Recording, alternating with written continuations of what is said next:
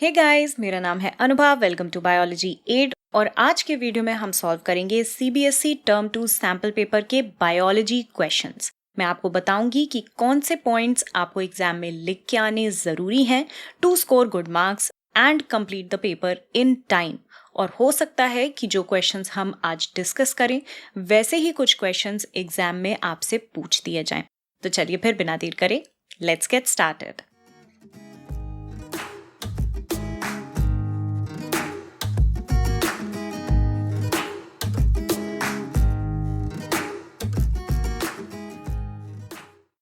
तो स्टार्ट करने से पहले मैं एक जनरल आइडिया आपको देना चाहूंगी अबाउट द पेपर पैटर्न।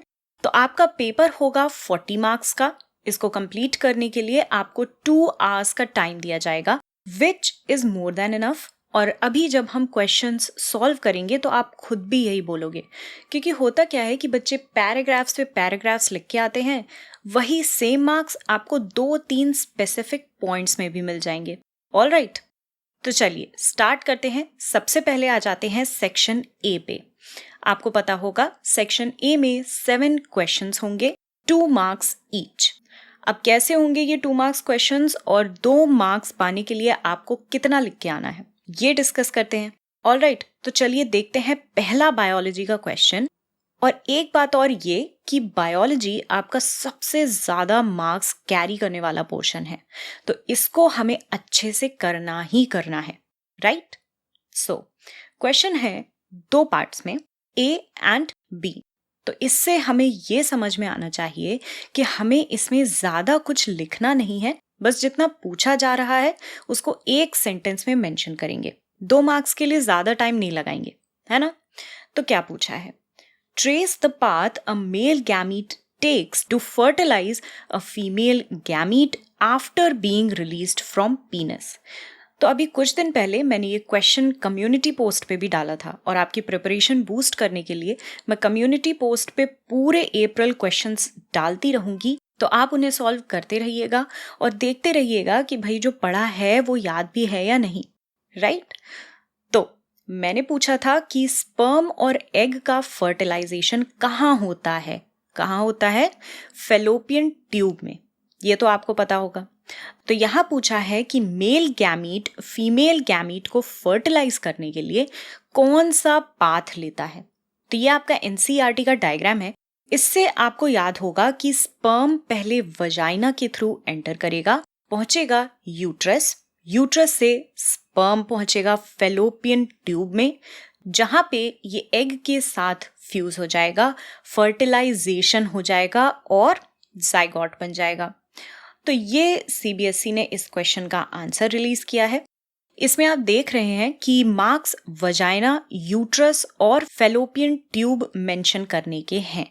तो आप सेंटेंस की स्ट्रक्चरिंग चाहे जो भी करें, पहले vagina, uterus and finally fallopian tube लिखना जरूरी है।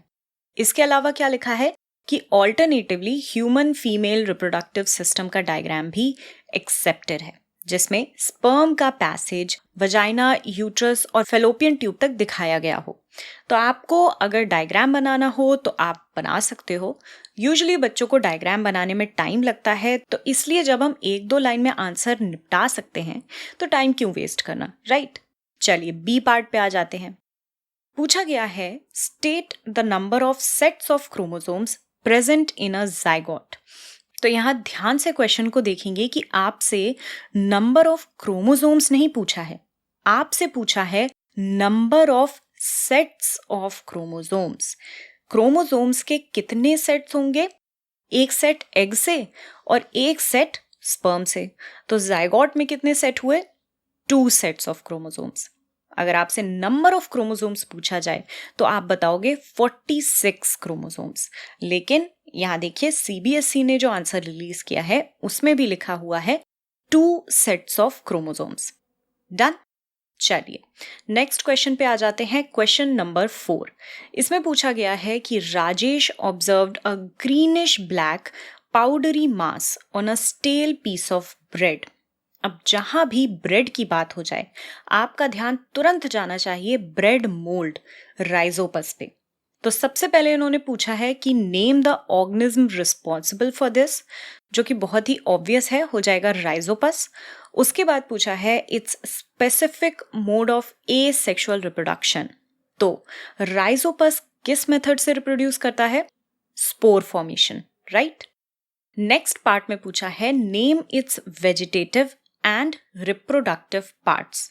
तो जब मैंने आपको हाउ डू ऑर्गेनिजम्स रिप्रोड्यूस करवाया था, वीडियो का लिंक कमेंट्स में मैं दे दूंगी, उसमें मैंने आपको बताया है कि एसेक्सुअल रिप्रोडक्शन में स्पोर फॉर्मेशन से बहुत क्वेश्चंस आते हैं, और इस डायग्राम के बारे में भी मैंने आपको बताया था कि दिस इज इम्पॉर्टेंट। इस डायग्राम में ये जो थ्रेड लाइक स्ट्रक्चर्स हैं इनको बोलते हैं हाइफे, और ये जो blob on a stick like structures हैं उनको बोलते हैं स्पोरेंजिया। आपको पता होगा स्पोरेंजिया के अंदर होते हैं स्पोर्स, और स्पोर्स करते हैं एसेक्सुअल रिप्रोडक्शन। तो जो पार्ट स्पोर्स बना रहा है वो रिप्रोडक्टिव पार्ट हुआ। क्वेश्चन में जो रिप्रोडक्टिव पार्ट पूछा गया है इसका आंसर हो जाएगा स्पोरेंजिया। अब वेजिटेटिव पार्ट क्या होता है? जो रिप्रोडक्शन में पार्टिसिपेट नहीं करेगा, यानी हाइफे। तो सीबीएसई ने क्या आंसर दिया है वो देख लेते हैं। The greenish black powdery mass on a stale piece of bread is due to bread mold, rhizopus, which reproduces by spore formation. B part, hyphae or thread-like structures are the vegetative part, and tiny blob-like structure or sporangia are the reproductive parts. Easy? चलिए तो move on करते हैं next question की तरफ। यहाँ पे हमारे पास choice है और में क्वेश्चन दिया हुआ है। तो चलिए पहला क्वेश्चन देख लेते हैं। बताया गया है कि दो फील्ड्स हैं, ए और बी, दोनों में मस्टर्ड प्लांट्स लगे हुए हैं। ए फील्ड वाले प्लांट्स तो ब्राउन कलर के सीड्स बनाते हैं और बी फील्ड वाले येलो। अब ऑब्जर्व क्या किया गया कि ए फील्ड वाले प्लांट्स की जब ऑफस्प्रिंग देखी गई तो वो तो केवल पेरेंटल ट्रेट यानी ब्राउन कलर के सीड्स ही बना रहे थे, लेकिन बी फील्ड में मेजॉरिटी ऑफस्प्रिंग किसी तरीके का वेरिएशन शो कर रही थी। अब आपसे इसका रीजन पूछा गया है कि what are the probable reasons for these. देखिए, हमें पता है कि flowering plants sexual reproduction perform करते हैं, यानी दो अलग अलग गैमीट्स फ्यूज करेंगे जिससे वेरिएशन होने के चांसेस होते हैं। वेरिएशंस केवल उस केस में कम किए जा सकते हैं जब जो गैमीट्स फ्यूज कर रहे हों वो ही कुछ हद तक एक से हों, राइट। तो यहाँ हम ये समझ पा रहे हैं कि फील्ड ए के प्लांट्स में वेरिएशन इसलिए कम आ रहा है, या हम कह सकते हैं कि वो पेरेंटल ट्रेट्स इसलिए शो कर रहे हैं क्योंकि एक ही तरीके के गैमीट्स फ्यूज हो रहे हैं, एक ही प्लांट के बीच में रिप्रोडक्शन हो जा रहा है, यानी सेल्फ पॉलिनेशन हो रहा है, राइट। जबकि फील्ड बी के प्लांट्स के बीच में क्रॉस पॉलिनेशन हो रहा है, जिससे दो अलग अलग तरह के गैमीट्स जो डिफरेंट जीन्स कैरी कर रहे हैं उनका फ्यूजन हो रहा है, डिफरेंट टाइप के जीन्स के बीच में रिकॉम्बिनेशन हो रहा है, इसलिए इसकी मेजॉरिटी ऑफस्प्रिंग वेरिएशन शो कर रही है। तो चलिए देखते हैं सीबीएसई ने क्या आंसर दिया है। In field a the reason for parental trait in consecutive generations of the offspring is, इतना सेंटेंस तो क्वेश्चन से ही उठा लिया। आंसर क्या है? सेल्फ पॉलिनेशन, 1 मार्क मिल गया। ऐसे ही फील्ड बी में क्रॉस पॉलिनेशन की वजह से जीन्स का रिकॉम्बिनेशन हो रहा है और उसकी वजह से हमें वेरिएशंस देखने को मिल रहे हैं। डन। अब अगर आप इस क्वेश्चन में कॉन्फिडेंट नहीं हो तो कोई बात नहीं, सीबीएसई ने हमें ऑप्शन दिया हुआ है। तो चलिए देखते हैं और ऑप्शन में क्या है। बता रहे हैं कि कोई एसेक्सुअली रिप्रोड्यूसिंग स्पीशीज है। क्वेश्चन को बहुत ध्यान से एग्जाम में पढ़िएगा। अगर मेंशन किया है एसेक्सुअली रिप्रोड्यूसिंग तो इसका कुछ मतलब होगा। आगे देखते हैं। अब इस स्पीशीज में क्या है, कोई ट्रेट है X जो केवल 5% पॉपुलेशन में है, जबकि एक दूसरा ट्रेट है Y जो 70% पॉपुलेशन में देखने को मिल रहा है। अब पूछ रहे हैं कि X और Y में से कौन सा ट्रेट पहले अराइज हुआ होगा और उसका रीजन बताइए। 2 मार्क्स का क्वेश्चन है, 1 मार्क ये बताने का कि कौन सा ट्रेट पहले अराइज हुआ और 1 मार्क उसका रीजन देने का। तो क्या होगा इसका आंसर? देखिए, मेंशन किया है कि ये स्पीशीज एसेक्सुअली रिप्रोड्यूस करती है। इसका मतलब आपका दिमाग तुरंत जाना चाहिए कि यहाँ गैमीट्स का फ्यूजन नहीं हो रहा है, पेरेंट ही अपना डीएनए कॉपी करके नई ऑफस्प्रिंग में भेज देता है। यानी यहाँ वेरिएशन आने के बहुत कम चांसेस हैं। केवल कुछ केसेस में जब डीएनए कॉपी होते वक्त ही कोई सडन म्यूटेशन या डीएनए कॉपिंग में एरर हो गया, तभी ही कोई नया ट्रेट बन सकता है, वरना तो एसेक्सुअल रिप्रोडक्शन में पेरेंट और ऑफस्प्रिंग एकदम आइडेंटिकल होते हैं। तो अब अगर अचानक से किसी म्यूटेशन की वजह से नया ट्रेट बन भी रहा है, तो उसको generation after generation pass on होने में टाइम लगेगा। यानी जितना पुराना ट्रेट उतनी ज्यादा पॉपुलेशन में देखने को मिलेगा, और जितना नया ट्रेट होगा उतनी ही कम पॉपुलेशन में देखने को मिलेगा। तो देखते हैं सीबीएसई ने क्या आंसर दिया है कि ट्रेट वाई जो 70% पॉपुलेशन में है, लार्जर फ्रैक्शन ऑफ पॉपुलेशन में देखने को मिल रहा है, वो लाइकली पहले अराइज हुआ है क्योंकि एसेक्सुअल रिप्रोडक्शन में डीएनए की आइडेंटिकल कॉपीज बनती हैं और वेरिएशंस नहीं होते हैं। न्यू ट्रेट्स पॉपुलेशन में केवल सडन म्यूटेशन की वजह से आते हैं, जो फिर इनहेरिट होते हैं। 70% पॉपुलेशन वाला ट्रेट यानी ट्रेट वाई प्रॉबेबली ज्यादा समय से रेप्लिकेट हो रहा था कंपेयर टू ट्रेट एक्स जो केवल 5% पॉपुलेशन में है। क्लियर? बहुत बढ़िया। चलिए, next question is question number 7। इस क्वेश्चन में भी और ऑप्शन दिया हुआ है। दोनों ही क्वेश्चंस आर एनवायरनमेंट चैप्टर से हैं। तो ये चैप्टर भी थोड़ा बहुत इंपॉर्टेंट है, इसको इतना बेकार का चैप्टर मत समझिएगा। आइए देखते हैं क्या क्वेश्चन पूछा गया है। डीडीटी जो कि पेस्टिसाइड होता है was sprayed in a lake to regulate breeding of mosquitoes. How would it affect the trophic levels in the following food chain associated with a lake? तो पहले तो हमें बताना है कि कैसे अफेक्ट करेगा और फिर उस आंसर को जस्टिफाई करना है।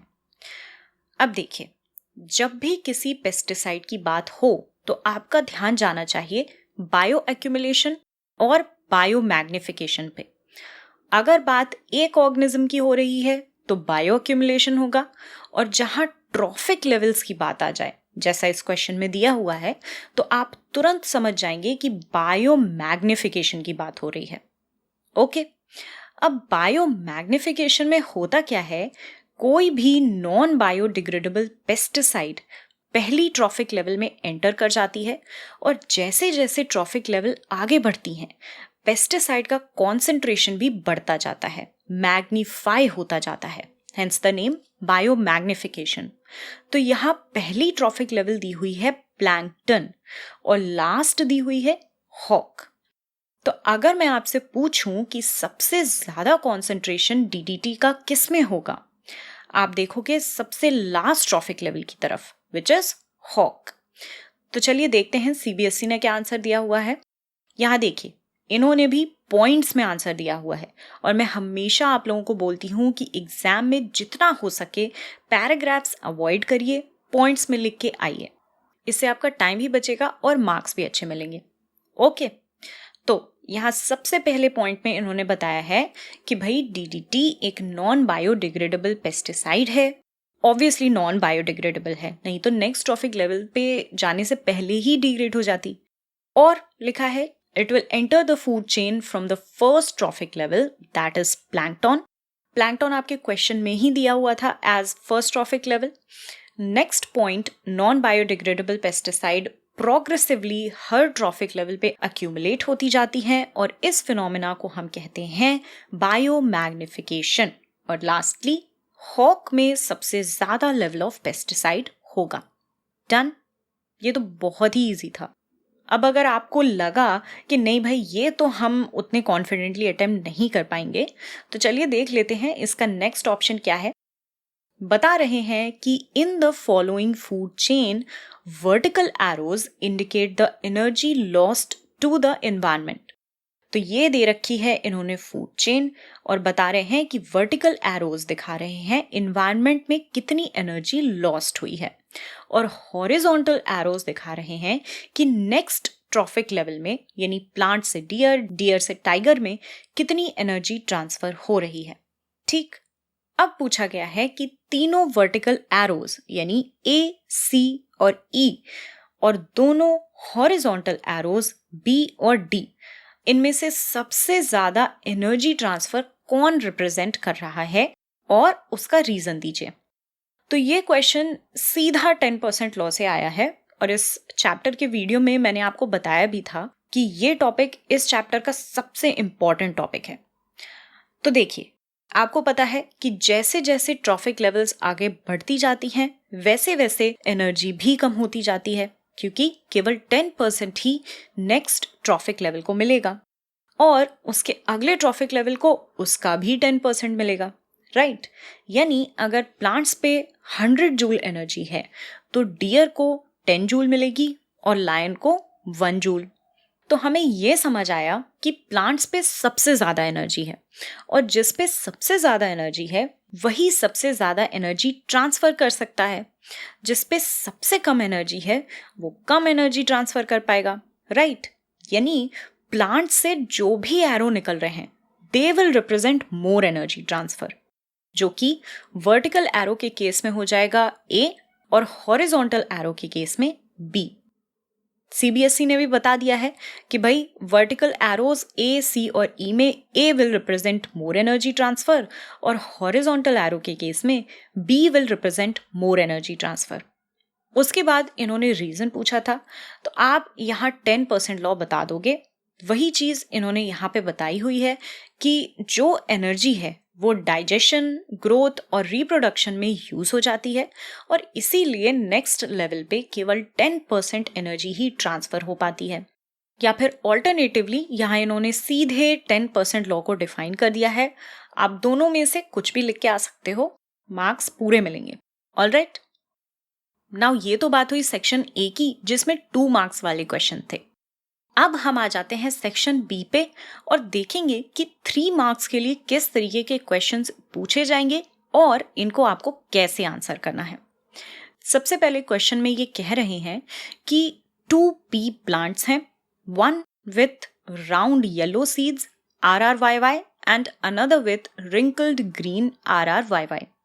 तो इतने से ही समझ में आ रहा है कि भाई डाई हाइब्रिड क्रॉस की बात हो रही है। आगे देखते हैं क्या बोला है। Produce F1 progeny that have round yellow seeds, capital R, capital Y, small y. When F1 plants are self-pollinated, which new combination of characters are expected in F2 progeny? तो पूरा इन्होंने डाई हाइब्रिड क्रॉस की बात करी है, लेकिन अगर आप एग्जाम में डाई हाइब्रिड क्रॉस पूरा बना के आओगे तो आपको पूरे मार्क्स नहीं मिलेंगे। क्यों? क्योंकि क्वेश्चन में स्पेसिफिकली पूछा है which new combination of characters is expected in F2 progeny. तो मेन हमें इसको आंसर करना है। कैसे आंसर करेंगे? तो देखिए, हमें पता है कि डाई हाइब्रिड क्रॉस में हम राउंड एंड येलो और रिंकल्ड ग्रीन सीड्स को फ्यूज कराते हैं, जिससे हमें F1 में राउंड एंड येलो सीड्स ही मिलती हैं क्योंकि ये डोमिनेंट कैरेक्टर्स हैं। लेकिन जीनोटाइप इनका क्या होगा? Capital R, capital Y, small y। इतना तो क्वेश्चन में ही मेंशन है। उसके बाद हमें F1 वाले प्लांट्स का कराना है सेल्फ पॉलिनेशन, और ये कैसे करते हैं वो सारा प्रोसेस मैंने आपको समझाया हुआ है। हमें क्या पता है कि हमें F2 जनरेशन में 9:3:3:1 के फिनोटाइपिक रेशियो में round and yellow, round and green, wrinkled yellow और रिंकल्ड ग्रीन सीड्स मिल जाती हैं। अगर आपने इतना याद कर लिया तो इस तरीके के क्वेश्चंस में आपको पूरा डाई हाइब्रिड क्रॉस बना के आने की जरूरत नहीं है, क्योंकि यहाँ क्वेश्चन में पूछा ही नहीं गया है। जहां आपसे क्वेश्चन में स्पेसिफिकली पूछा जाए वहां बनाना पड़ेगा, बट हमें एग्जाम में अपना टाइम बचाना है ताकि कोई क्वेश्चन छूट ना जाए, राइट? तो पूछा क्या गया है कि कौन से नए कॉम्बिनेशन ऑफ कैरेक्टर्स F2 में देखने को मिलेंगे। तो राउंड एंड येलो और रिंकल्ड ग्रीन ये तो पेरेंटल जनरेशन में भी था। नया हम क्या देख रहे हैं? Round and green and wrinkled yellow. Clear? Question के नेक्स्ट पार्ट में पूछा है how many seeds of these new combinations of characters will be produced when a total 160 seeds are produced in F2 generation. अब ये क्या है? इसको कैसे सॉल्व किया जाए? परेशान होने की बात नहीं है, बहुत ही ईजी है। देखिए, फिनोटाइपिक रेशियो मैंने आपको बताया 9:3:3:1। अगर हम इनको ऐड कर दें यानी 9 + 3 + 3 + 1 तो हमें मिलेगा 16। टोटल नंबर ऑफ सीड्स इन्होंने बताई हैं 160। तो अगर हमें पता लगाना है कि 160 सीड्स में से राउंड एंड ग्रीन कितनी होंगी, तो बेसिक फॉर्मूला है, सबसे पहले हम लिखेंगे round and green seeds ratio में कितने हैं, 3, तो लिखेंगे 3। उसके बाद डिवाइडेड बाय रेशियो का टोटल यानी 16 multiplied by total number of seeds जो कि यहाँ पे दिया हुआ है 160। 16 को कैंसिल किया 160 से, मिलेगा 10।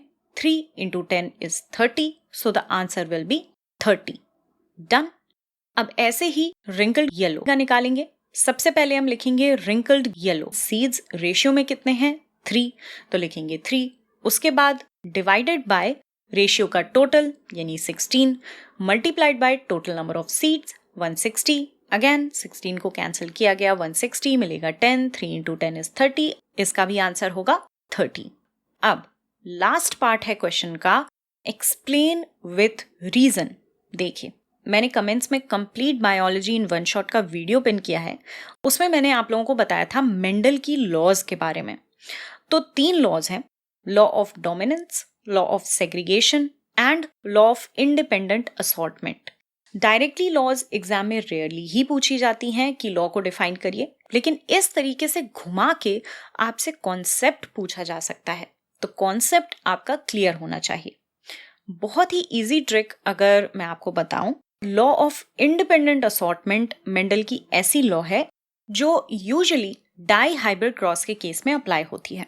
ओके, तो इस क्वेश्चन के आंसर में बेसिकली हम लॉ ऑफ इंडिपेंडेंट असॉर्टमेंट बताएंगे, जो कहता है कि सीड कलर और सीड शेप दोनों ही इंडिपेंडेंटली इनहेरिट होते हैं और इसलिए न्यू कॉम्बिनेशंस बनना पॉसिबल हो पाता है। क्लियर? तो चलिए देखते हैं सीबीएसई ने क्या आंसर बताया है। दोनों नए कॉम्बिनेशन बता दिए कि राउंड ग्रीन और रिंकल्ड येलो 160 में से कितने होंगे वो भी लिख दिया है, 30-30। देखिए, बस इतना सा लिखने के 2 मार्क्स।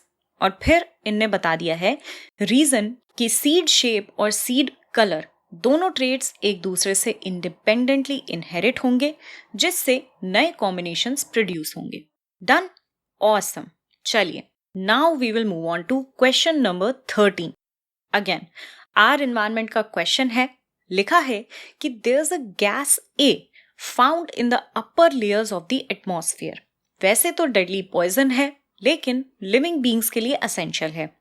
1980 से ये गैस शार्पली डिक्लाइन होना शुरू हो गई है। अब ए पार्ट में पूछा है आइडेंटिफाई गैस ए, तो ये बहुत ही ऑब्वियस सी बात है कि भाई ओजोन गैस की बात हो रही है, O3, राइट? अब पूछ रहे हैं how is it formed at higher levels of the atmosphere. Answer क्या होगा? ये सिंपल सी इक्वेशन, O2 यानी ऑक्सीजन मॉलिक्यूल यूवी रेडिएशन की वजह से फ्री ऑक्सीजन एटम में स्प्लिट हो जाएगा और ये फ्री ऑक्सीजन एटम O2 के साथ कंबाइन करके ओजोन फॉर्म कर लेगा, राइट? बी पार्ट में पूछा है why is it essential for all living beings? State the cause of depletion of this gas. तो why is it essential? क्योंकि ओजोन लेयर हमें सन की हार्मफुल यूवी रेडिएशन यानी अल्ट्रावायलेट रेस से प्रोटेक्ट करता है और इसका डिप्लीशन CFCs यानी क्लोरोफ्लोरोकार्बन्स की वजह से हो रहा है, जिसको हम रेफ्रिजरेंट्स या फायर एक्सटिंग्विशर्स में यूज करते हैं। आइए देखते हैं सीबीएसई ने क्या बोला है। Gas A is ozone. Ozone का फॉर्मूला यानी O3 पे भी मार्क्स मिल जाएंगे। अब कैसे बनता है, इसमें आप या तो ये सिंपल सी इक्वेशन लिख दो या फिर पूरी कहानी एक्सप्लेन करो। ओके, उसके बाद क्यों जरूरी है, क्योंकि यूवी रेस से बचाता है एंड CFC की वजह से इसका डिप्लीशन हो रहा है। Done, fabulous. नाउ फाइनली हम आ चुके हैं सेक्शन सी पे। सेक्शन सी में थोड़ा समझ लेते हैं। इसमें आपको 2 केस बेस्ड क्वेश्चंस मिले हैं, 4 मार्क्स ईच। हर क्वेश्चन में 3 सब क्वेश्चंस होंगे, A, B एंड C। और C वाले पोर्शन में आपको इंटरनल चॉइस मिलेगी, यानी A और B को अटेम्प्ट करना कंपलसरी होगा और C पार्ट में आपके पास चॉइस होगी। ऐसा ही कुछ आपका बोर्ड का पेपर भी आएगा और डिस्क्रिप्शन में मैं आपको लिंक दे दूंगी जहां से आप ये सैम्पल पेपर और इसका सोल्यूशन डाउनलोड कर सकते हैं। तो चलिए बात करते हैं बायोलॉजी के क्वेश्चन, यानी क्वेश्चन नंबर 14 की। अच्छे से इसको समझिएगा। देखिए क्या लिखा है। साहिल ने जीन्स के इनहेरिटेंस पैटर्न पे एक एक्सपेरिमेंट परफॉर्म किया। उसने क्या किया, एक टॉल पी प्लांट लिया जिसका जीनोटाइप है T, और एक शॉर्ट पी प्लांट लिया जीनोटाइप t, और F1 जेनरेशन में उसको सारे टॉल प्लांट्स मिले। तो बहुत बढ़िया, मोनोहाइब्रिड क्रॉस की बात हो रही है, ये तो बहुत ही सिंपल है। ओके, ए पार्ट में पूछा है what will be the set of genes present on F1 generation. भाई हमें पता है T गैमीट्स बनाएगा T और स्मॉल t गैमीट्स बनाएगा t। दोनों फ्यूज हो जाएंगे, F1 जेनरेशन में मिल जाएगा T, तो आंसर हो जाएगा T। बी पार्ट में पूछा गया है give reason why only tall plants are observed in the F1 progeny. जहां भी डोमिनेंट ट्रेट या क्यों डोमिनेंट हो रहा है ऐसी कोई बात आए तो आप क्या आंसर करोगे, लॉ ऑफ डोमिनेंस। तो क्योंकि भाई ऑब्वियसली यहां भी टॉल ट्रेट शॉर्ट ट्रेट पे डोमिनेंट हो रहा था, इसलिए टॉल दिखा और शॉर्ट एक्सप्रेस नहीं हो पाया, तो यहां पे कौन सी लॉ लग रही है, लॉ ऑफ डोमिनेंस। डन। तो चलिए सी पार्ट करने से पहले देख लेते हैं ए और बी पार्ट का आंसर CBSE ने क्या दिया है। ए पार्ट का आंसर है T और बी पार्ट में बता दिया है कि T जो है वो डोमिनेंट ट्रेट है, स्मॉल t रिसेसिव ट्रेट है, या फिर डोमिनेंट और रिसेसिव की डेफिनेशन या law of dominance with examples of T, small t। तीनों में से कुछ भी आप बता दोगे, मार्क्स मिल जाएंगे। क्लियर। चलिए देखते हैं सी पार्ट क्या है। सी पार्ट में हमारे पास ऑप्शंस हैं। पहले में पूछा गया है कि F1 जेनरेशन को सेल्फ पॉलिनेट कराया, तो F2 में टोटल 800 प्लांट्स बने। अब इन 800 में से कितने टॉल होंगे, कितने मीडियम और कितने शॉर्ट। तो बेसिकली अगर आपको मोनोहाइब्रिड क्रॉस पता है तो आपको पता होगा कि जब हम F2 जेनरेशन निकालते हैं, यानी T small t with T small t, तो हमें गैमीट्स मिलेंगे T स्मॉल t और T स्मॉल t। अब इन गैमीट्स को फ्यूज कराएंगे तो बहुत ही इजी तरीका है, प्यूनेट स्क्वायर, यानी एक स्क्वायर बनाया, एक साइड लिख दिया पहले पेरेंट के गैमीट्स को, दूसरे साइड दूसरे पेरेंट के गैमीट्स को, फ्यूज कराया। पहले बॉक्स में आएगा T जो कि होगा टॉल, दूसरे में T स्मॉल t, ये भी होगा टॉल, थर्ड में T small t again tall, और लास्टली स्मॉल t जो कि होगा शॉर्ट, राइट। तो फिनोटाइपिक रेशियो क्या हुआ, टॉल इज टू शॉर्ट यानी 3:1, और जीनोटाइपिक यानी T is to T small t is to small t क्या हुआ, 1:2:1, राइट। यही पढ़ा है हमने। तो क्वेश्चन में पूछ रहा है कि भाई 800 में से कितने टॉल, कितने मीडियम और कितने शॉर्ट होंगे।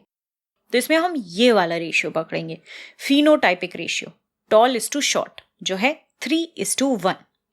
अब पहले की तरह क्या किया, ऐड कर दिया, 3 + 1 = 4।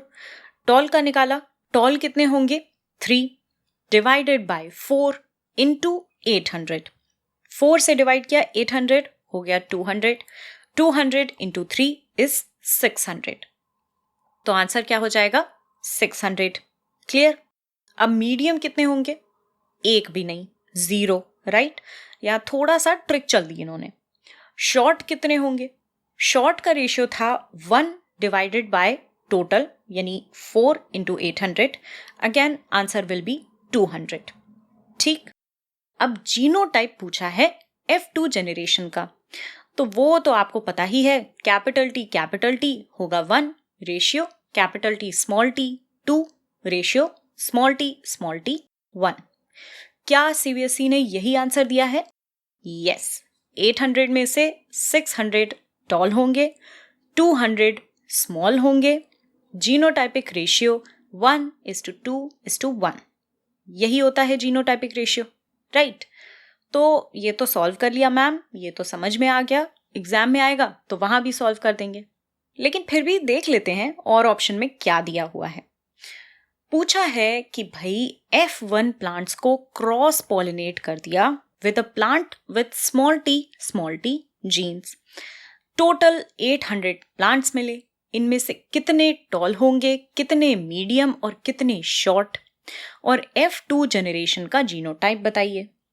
ठीक है, कुछ बहुत डिफरेंस नहीं है ऊपर वाले क्वेश्चन से, बस हमें क्या करना है, कैपिटल T स्मॉल t को फ्यूज कराना है विथ स्मॉल t करा देते हैं। कौन सी बड़ी बात है, क्या गैमीट्स बनेंगे, कैपिटल T स्मॉल t, दूसरे पेरेंट में स्मॉल t फ्यूज करा देते हैं। F2 जनरेशन बना लिया फिर से एक स्क्वायर, एक साइड लिखा पहले पेरेंट के गैमीट्स को कैपिटल T स्मॉल t, दूसरी साइड दूसरे पेरेंट के गैमीट्स को स्मॉल t। तो पहले बॉक्स में क्या आएगा, कैपिटल T स्मॉल t जो कि होगा टॉल, उसके बाद कैपिटल T स्मॉल t जो कि अगेन होगा tall, next small t short होगा and small t again short होगा। तो यहां फिनोटाइपिक रेशियो अगर निकालें तो क्या हुआ, हमें मिले हैं टॉल और शॉर्ट प्लांट्स, 2 टॉल और 2 शॉर्ट, राइट। तो रेशियो हुआ 2:2, लेकिन यहां क्योंकि 2 से डिविजिबल है तो हम लिख देंगे 1:1। मान लीजिए किसी केस में अगर आपका रेशियो 3:3 आता है या 4:4 आता है, तो उन केसेस में भी हम 1:1 ही बोलेंगे। ओके। अब बता रहे हैं कि भाई 800 प्लांट्स हैं, उनमें से कितने टॉल होंगे, कितने मीडियम और कितने शॉर्ट। तो अब तक तो आपको तरीका पता ही है, या तो आप उस तरह से सॉल्व कर लो, या फिर हमें क्लियरली यहाँ पे दिख रहा है कि 1:1 का रेशियो है, यानी आधे टॉल हैं और आधे शॉर्ट। तो 800 में से 400 टॉल हो जाएंगे और 400 शॉर्ट। मीडियम कितने होंगे, 0। डन। फाइनली पूछ रहे हैं कि F2 जनरेशन का जीनोटाइप बताइए। तो क्या होगा जीनोटाइप, हमारे पास 2 capital T small t and 2 small t। तो जीनोटाइपिक रेशियो भी हुआ 1:1। यहाँ जीनोटाइपिक और फिनोटाइपिक रेशियो दोनों 1:1 है। So the answer will be 1 capital T small t ratio 1 small t। CBSE ने भी यही आंसर दिया हुआ है। आई होप आपको सारे क्वेश्चंस क्लियर हो गए होंगे। अगर आप कंप्लीट बायोलॉजी को इन 1 शॉट रिवाइज करना चाहते हैं तो मैंने कमेंट्स में वीडियो पिन कर दिया है, आप वहां से देख सकते हैं। अगर ये वीडियो आपको पसंद आया हो तो do leave a like. Happy preparation and until the next time, stay curious.